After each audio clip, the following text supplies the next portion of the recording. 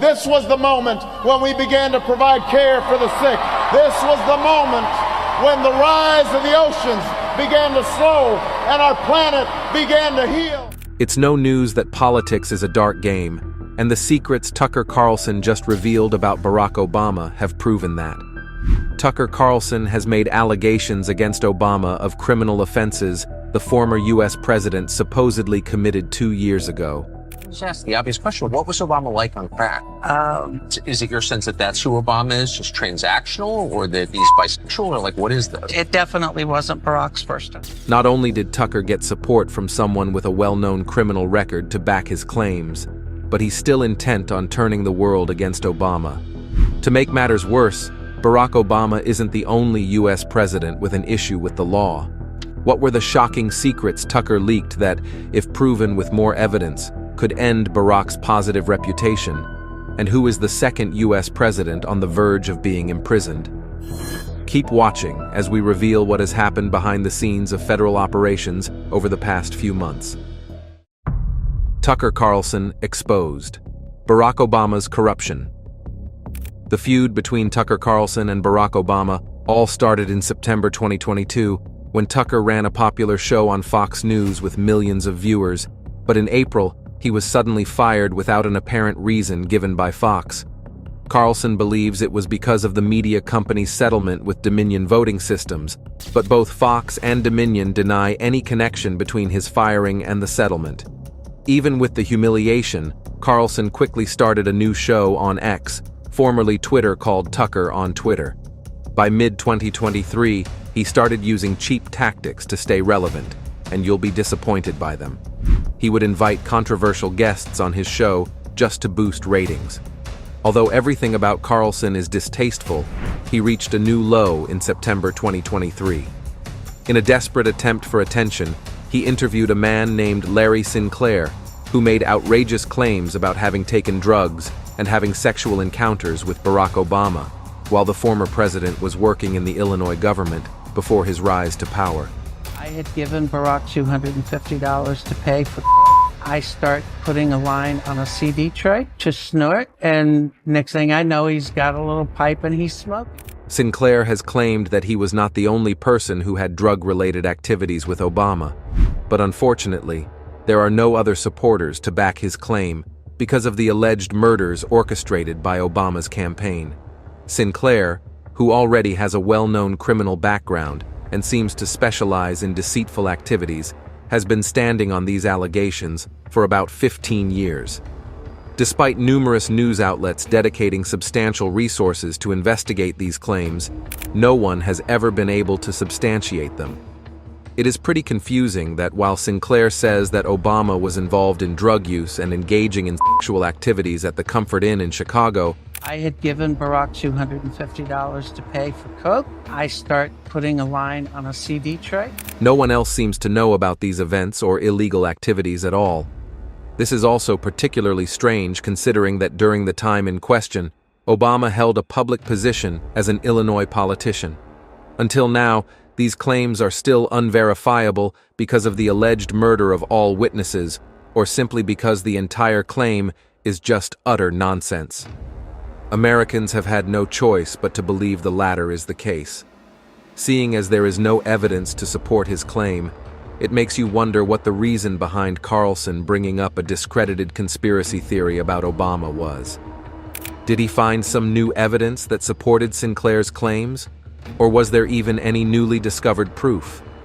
Actually, no, that's not the case. Carlson just wanted to spend 40 minutes being racist, homophobic, and attempting to humiliate Obama. The segment, which was shown on the night of September 4th last year, contained subtle racist remarks. For instance, Carlson claimed that nobody could pronounce Obama's name, even though it is actually effortless to pronounce, and thinly veiled homophobia. Carlson made sure to show his audience that he firmly identified as heterosexual and that he would physically harm any man who made advances toward him. After the interview, Twitter was filled with conservative individuals sharing homophobic jokes about Obama. If you think about it, Carlson himself didn't really seem to believe the things he was talking about. He wasn't saying that the claims were valid, but he thought they were believable, but it's doubtful that he genuinely thought so.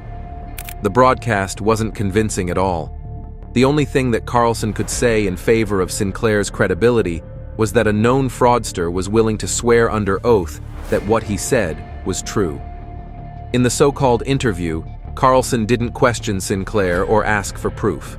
He mainly focused on scandalous details and made surprised facial expressions. He repeatedly kept saying the words interesting and amazing. Yet, it's questionable whether anyone else found the segment intriguing and extraordinary. The interview wasn't just silly, it was uninteresting. The stories of delusional people usually are. Elon Musk, who sometimes talks about conspiracy theories, was even surprised by the interview. He said on Twitter that Sinclair's claims need to be proven with real evidence, not just words from someone with a questionable past.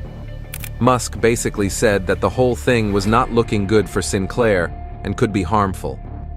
The real issue is not about Obama, but how Carlson and Twitter have gone downhill. Carlson no longer acts like a journalist and instead tries to provoke people. Twitter used to be a good place for news, but now it's full of false information. While all this was happening, Obama was unbothered and busy writing books, kite surfing, and simply enjoying his life. Carlson may have wanted to embarrass Obama, but he embarrassed himself. As if all that drama wasn't enough, Tucker Carlson isn't the only one who has ever leaked secrets about President Obama. Keep watching because things just got even more interesting. Associated Press versus the Obama administration. In January 2015, it was revealed by the Associated Press that the Department of Justice, under the orders of President Obama, had secretly monitored AP reporters. The purpose behind this surveillance was most likely an effort to suppress internal leaks. The Justice Department obtained 2-month telephone records, specifically targeting more than 20 different phone lines associated with the news agency. These lines included those used by reporters for their cell phones, office phones, and even home phones. The impact of this action could potentially affect over 100 staff members. The AP President and Chief Executive Officer, Gary Pruitt, strongly condemned this action, referring to it as a massive and unprecedented intrusion. He demanded an explanation from the DOJ regarding their motives for pursuing these records. Pruitt also insisted that the government return the phone records and ensure the destruction of any other existing copies. In a letter addressed to Attorney General Eric Holder, he expressed his strong disapproval of the extensive collection of telephone communications involving the Associated Press and its reporters. According to him, these records can potentially expose confidential sources used in all of the AP's news-gathering activities over 2 months. They also provide detailed information about the AP's news operations, which the government cannot access. He also accused the government of violating the AP's First Amendment rights, stating that this action by the Department of Justice significantly interferes with the news agency's constitutional rights to gather and report news. It didn't end there. The Department of Justice informed the AP about the secret surveillance, but did not explain why they obtained the records from April and May 2012. The records include details of calls made and received on reporters' personal phones, as well as office lines in New York, Hartford, Cannes, and Washington, D.C., including the House of Representatives line.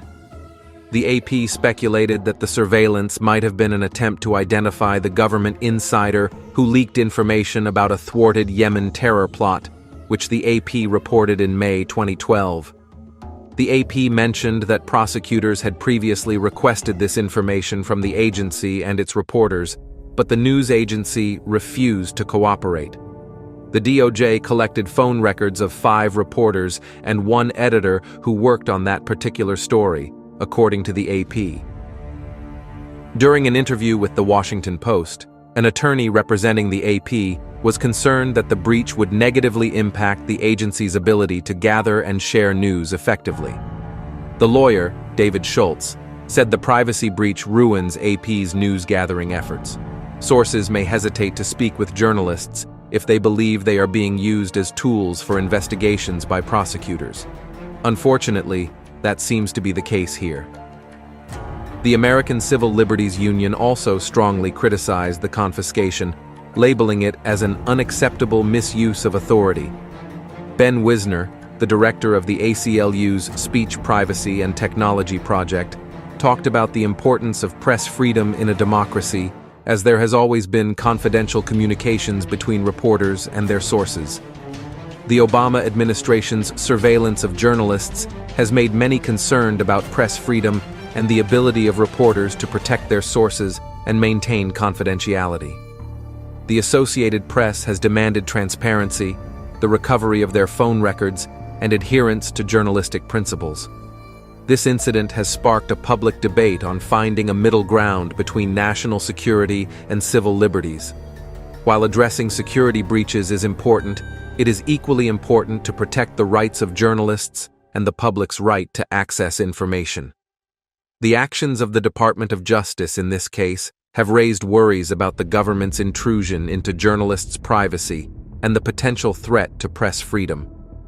It's strange that the entire case died down after the AP revealed the secret, and there has been no update on whether President Obama was guilty. What's interesting in all of this is that Obama isn't the only president accused of alleged shady activities and being on the wrong side of the law. Even current President Joe Biden has had quite a lot to worry about regarding his reputation, and you won't believe the news he's in. Joe Biden's secrets being revealed all started last December. He deceived Americans by claiming he had no contact with his family's foreign business partners, but the truth certainly cannot be hidden in bank records. The evidence presented by the House Committee on Oversight and Accountability, which includes bank records and witness testimonies, clearly shows that Joe Biden truly had interactions with almost all of his son Hunter Biden's foreign business partners. The president had phone conversations, attended dinners and meetings, and even had coffee with these people. Among them were Russian and Kazakhstan oligarchs, an executive from Burisma, and Chinese nationals who collectively channeled millions of dollars to his son. Devin Archer was a business partner of Hunter Biden, who is the son of Joe Biden. Archer and Hunter Biden worked together on many business deals, especially with foreign companies. But one day, Archer decided to tell the truth about what he knew about the Biden family's business dealings. He became a whistleblower, which means he reported wrongdoing to the authorities. Archer testified, or told his story, to a group of people who investigated wrongdoing. He told them that Joe Biden, the president, was directly involved in Hunter's foreign business dealings. This was surprising because Joe Biden had said he didn't know much about his son's business, but Archer said that wasn't true. He said Joe Biden was very involved and even helped Hunter make deals with foreign companies. Archer's testimony was very important because it implicated Joe Biden in a corruption scheme. This means that Joe Biden might have done something wrong, like use his power as president to help his son make money. This is not allowed and is considered corruption. Archer's testimony was shocking because Americans did not expect the president to be involved in such an offense. This is very serious and could have dire consequences for Joe Biden and his family. A big storm cloud is hanging over the Biden family, and everyone is waiting to see what will happen next. The investigators are now looking into what Archer said, and they might ask more questions or look at documents to see if his statement is true. If they find evidence that Joe Biden truly committed the offenses he has been accused of, he could be in big trouble. He might even have to leave his job as president. Archer's testimony has been very detailed and specific.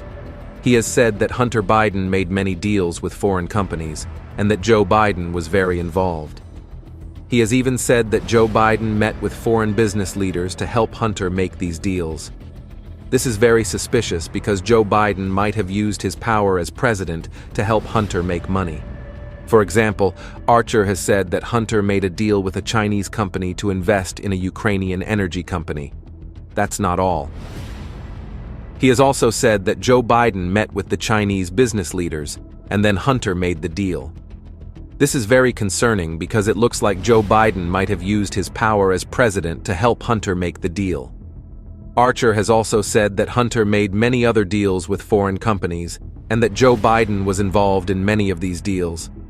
He has said that Hunter even made a deal with a Russian company, and that Joe Biden met with the Russian business leaders to help Hunter make the deal. This is very suspicious because the Biden family might have been involved in a corruption scheme. Archer's testimony has caused a big stir, and many people are now investigating the Biden family's business dealings. They are looking at documents and emails, and they are even talking to other people who might have information. This could have big consequences for the Biden family. If the Biden family is found to have been involved in corruption, they could face severe penalties, like fines or even jail time. If you think it's far-fetched, there are literal proofs of his corruption. The Devon Archer and Joe Biden drama. Devon Archer mentioned that he knew of at least 20 occasions when then Vice President Biden had conversations on speakerphone with Hunter Biden's foreign business partners. The Democrats want people to think these calls with then Vice President Biden were just about casual topics like the weather. In February 2014, then Vice President Joe Biden had a meal with wealthy individuals from Russia and Kazakhstan who sent millions of dollars to Hunter Biden and his business partners.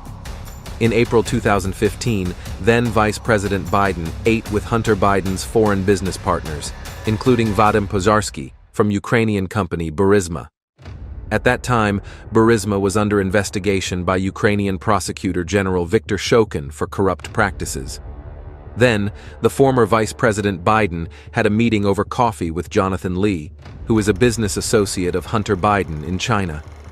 During this meeting, Vice President Biden also took the time to write a letter of recommendation for Lee's daughter, showing his support and willingness to help. Moving forward to 2015, Vice President Biden hosted a gathering at his official residence for Hunter Biden, Devon Archer, and other individuals involved in business ventures. The main topic of discussion during this gathering was the selection of a new leader for the United Nations. Interestingly, a government official from Kazakhstan who had a keen interest in securing the UN position attended both dinners at Cafe Milano alongside Vice President Biden. It is worth noting that during this time, Vice President Biden used the pseudonym Robert L. Peters to maintain confidentiality. In 2016, Vice President Biden's staff informed him about a call with the President of Ukraine, Petro Poroshenko. What makes this even more intriguing is that Hunter Biden, who was serving on the board of the Ukrainian company Burisma, was copied on the official email regarding this call. On the 4th of December in the year 2015, Eric Schwerin, a business partner of Biden, sent an email to Kate Bedingfield, who worked in the vice president's office. The email contained suggested quotes to be used in response to media inquiries about Hunter Biden's involvement with Burisma, a Ukraine-based company that deals with energy. Later that same day, Kate Bedingfield replied to Eric Schwerin, mentioning that the vice president had approved the quotes. After a meeting of the board of directors of Burisma in Dubai on the evening of December 4, 2015, Hunter Biden reportedly made a call to Washington, D.C. According to Devon Archer, this call discussed the pressure that Burisma had requested Hunter Biden to help alleviate. In May 2017, James Gillier, who was associated with the Biden family, emailed Hunter Biden and other associates. The email was about splitting the profits from their business deal with CEFC, a company linked to the Chinese Communist Party. In the email, Gillier mentioned that Joe Biden would be entitled to 10% of the profits. Tony Bobulinski, a former associate of the Biden family, has verified this information. It gets more serious. On May 20, 2017, James Gillier informed Tony Bobulinski, another business associate, that it would be best not to mention Joe's involvement unless they were speaking face-to-face.